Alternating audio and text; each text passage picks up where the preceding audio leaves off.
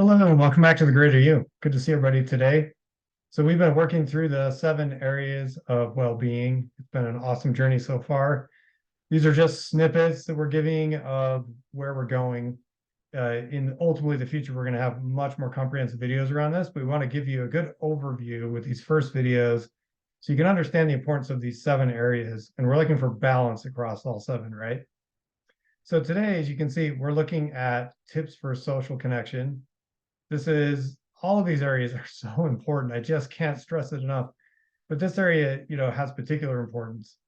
Obviously, human beings are social creatures. We need to be connected to one another, and we need positive, healthy connections with one another.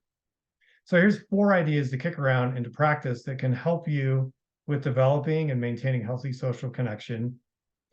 So keep in mind that there's a lot of different ways to apply these different tools, but we're going to look at these today. So active listening is the first one. This is engaging people, really paying attention to them when they're talking to you. You'll see in a lot of these tips today that distraction is one of the enemies of connection. We constantly have our phones, like point number 4, we're constantly have our phones in our hands, or computers going, or television on, or whatever it is.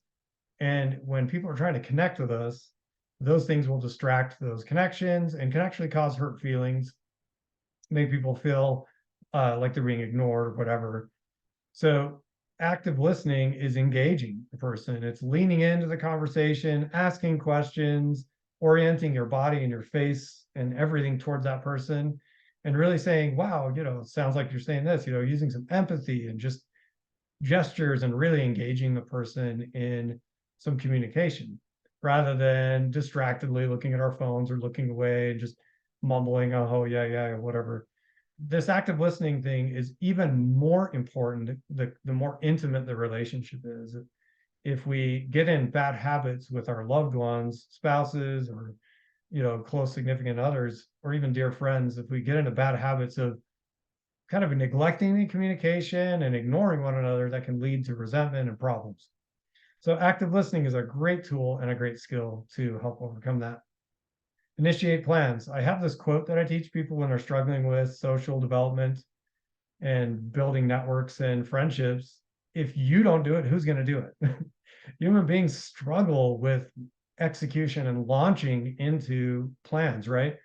So if you're needing social connection, be the one to come up with the idea. Research the concert, research the movie, research the thing you want to do, and then invite your friends and drop the link. When you send out your group text, hey guys, this Friday, this concert's going on at this place, and the tickets are $20. Would you like to come? Of course, I wish tickets were $20. They're like $400 for a concert now. But anyway, hey, here's where we're going, and I'd love to go. Do you want to go with me? Right. So initiate the plans, be the one that actually takes the initiative to build out something fun to do, bowling or hanging out or movie night or whatever it is. So initiating plans, very important component of social connection. Be willing to be the one to take the first step. And then obviously you can communicate with your friends and family and get everyone's take and make sure that the plans line up for everybody. But be the one who starts it. The third one here is gratitude. People don't really care how much you know unless they know how much you care. We've all heard that awesome quote. Stephen Covey probably said that. If not, he said it. I think he said it. If not, it was someone like him.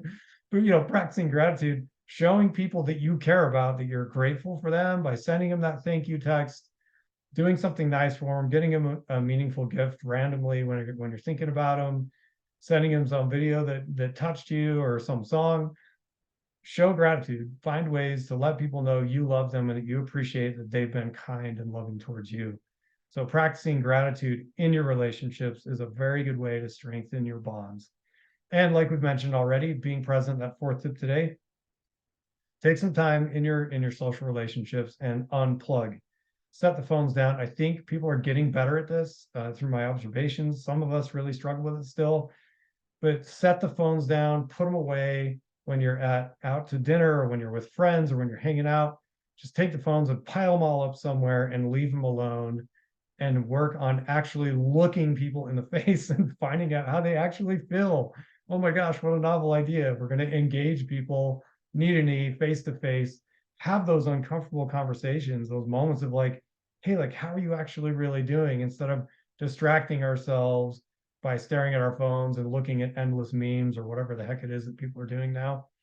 Guilty as charged. We all do those things. But the more that we move away from those distractions and actually practice being present with our loved ones, you're going to get a lot more engagement and you're going to feel more fulfilled in your relationships. And those people are going to feel like you actually care about them. So those are your tips for today. Work on that social connection, reach out to someone right away, make some plans right away. Tell them that you're grateful for the love and the care that they show you and be present with them. Have a great day and we'll talk to you soon.